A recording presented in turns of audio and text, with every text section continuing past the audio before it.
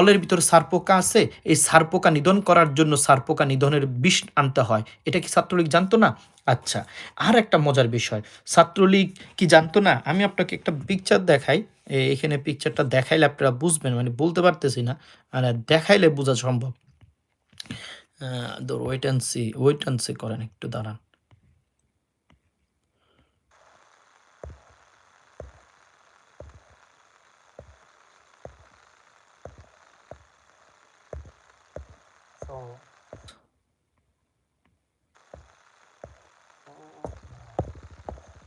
ছাত্রলীগ কি এগুলো করতে পারতো না?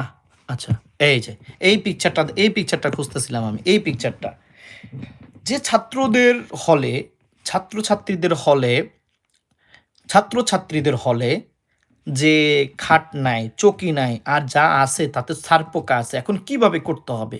ছারপোকাগুলোকে কিভাবে নিধন করতে হবে? এই বুদ্ধি কি ছিল না? এতগুলো চেয়ার নিয়ে যাচ্ছে, এতগুলো খাট নিয়ে যাচ্ছে।